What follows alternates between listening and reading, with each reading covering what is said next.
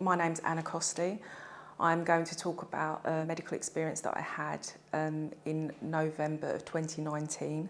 I was born in Greenwich Hospital. I've lived in Greenwich for the majority of my life, and Queen Elizabeth Hospital is the hospital that is closest to me.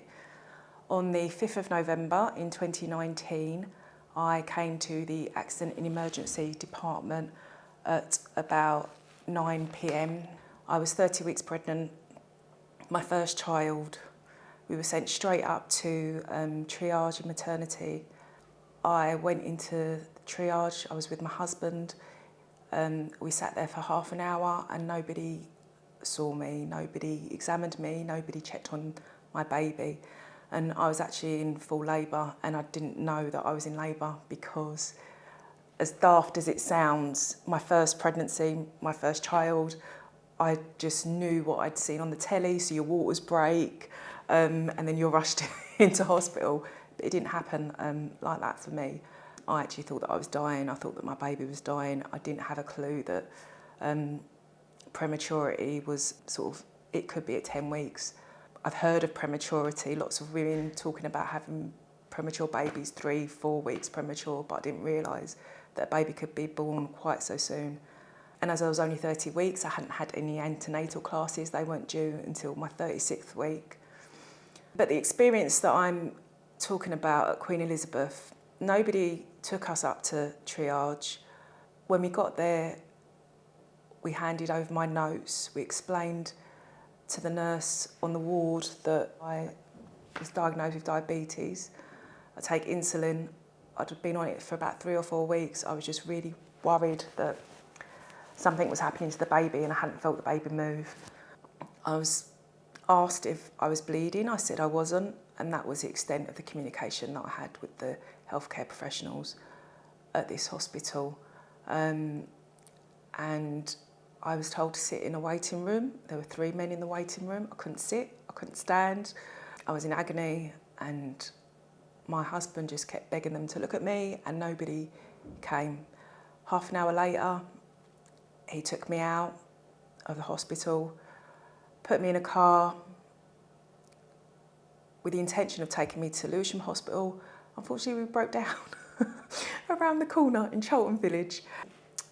And we had to call my mum's partner, who lives in Charlton, to come and pick us up and take us to Lewisham Hospital. We got to Lewisham Hospital, and the service was amazing from start to finish. They explained that I was in labour. They checked the baby, which was my only concern at that time, and the baby was doing okay. They examined me. I was 8 to 10 centimetres dilated, and they felt that the baby was breech, so I was rushed down for caesarean section. I had a caesarean. We got to Lewisham Hospital. It was about 10:15, and my baby was born at 11:04. And it was a very sad night. It's still a very sad night for me. It was a very traumatic night for me, because obviously I just thought I was dying, and I thought my baby was dying, and my husband thought we were both dying, and nobody came to help us. Nobody. We were invisible that night at Queen Elizabeth Hospital, and I've since found out that there wasn't even a record of me being at this hospital. So we spent all this time here in an emergency, and the service that should have been provided when we needed it wasn't. But not only that, they didn't even keep a record that I'd been at this hospital, that I'd waited all that time.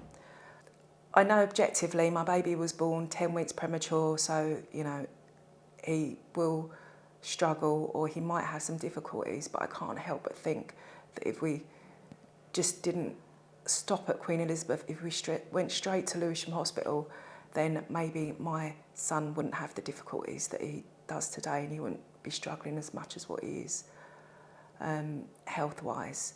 And it also has a knock-on effect because the health service at Lewisham Hospital, amazing. He's still under the paediatricians there.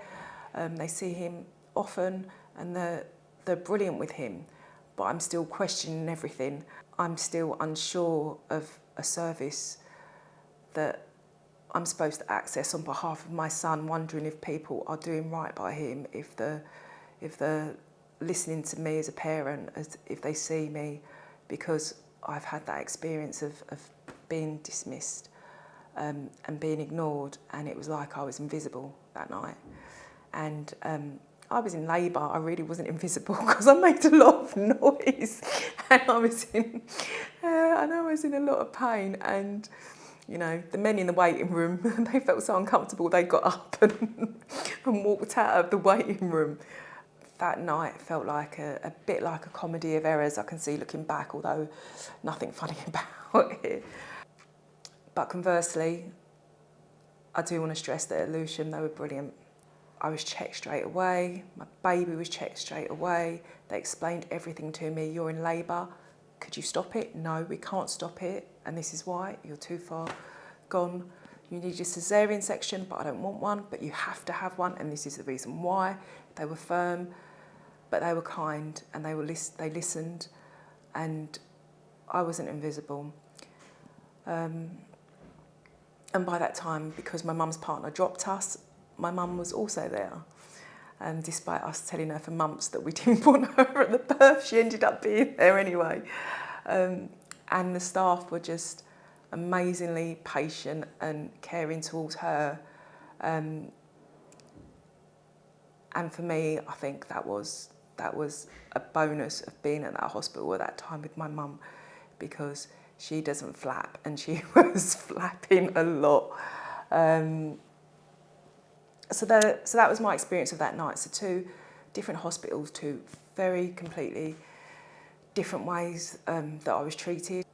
And I suppose what I want to say is that sort of with a professional head on, we can talk about things like poor maternity outcomes and disparities and tackling all these problems, but what I really just wanted to say was that as a person, as an individual, somebody who's championed the NHS and healthcare workers for all of my life, I just did not expect that something like that would happen to me. I did not expect I would be on the receiving end of something like that. And for me, it felt like life and death. I would have experienced either way the trauma of having a child born 10 weeks early. So when he was born, I didn't see him, I couldn't hold him, I couldn't touch him. They were stitching me up, and I had to send my husband away to look after him because I needed to know how he was. I didn't even know how he was when he was born. He was in hospital for 6 weeks in Lewisham NICU, which is fantastic. And again, all the health workers there, they were amazing with him, they were amazing with us as a family.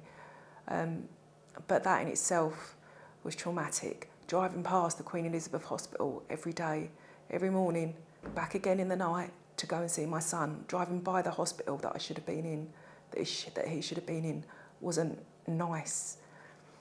That on top of having to leave my baby in the hospital every day, it was a struggle for me.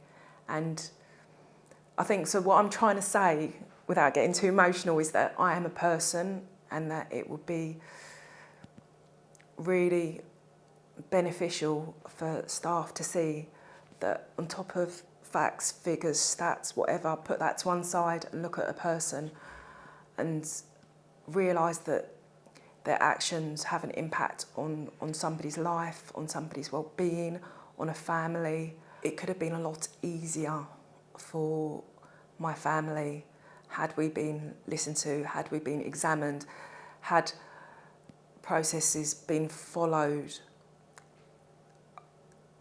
There are circumstances out of people's control, staff's control. You know, if you're trained, if it's your job to be on a wall, to be doing something, you have no control over resources, you've got no control over staffing, you've got no control over finances, anything like that. And that's understandable. But 2 minutes to say to somebody, I know you're in pain, I'm going to come to you. Or if you just wait there, I'm dealing with something, but I'll be with you as soon as I can, and I do see you sitting there. That would have been so much more reassuring for me and for my husband, and we possibly wouldn't have left the hospital, although in hindsight leaving the hospital was actually the best, absolute best thing that we did. And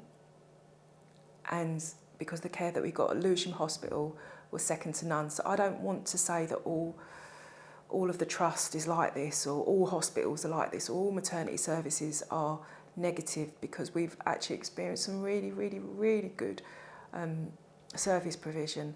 It could have ended so badly for my family, and I think I just want people to know that. I haven't raised a complaint because it's not an issue about my case.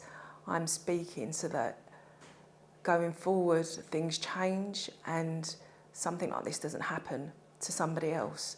So maybe somebody else doesn't leave the hospital when their car breaks down, but they don't have anybody to call to take them on to the next hospital, and something tragic happens. I just really hope that the service can be reviewed, steps can be put into place, lessons can be learned from my experience, so that no mum has to feel the way that I feel.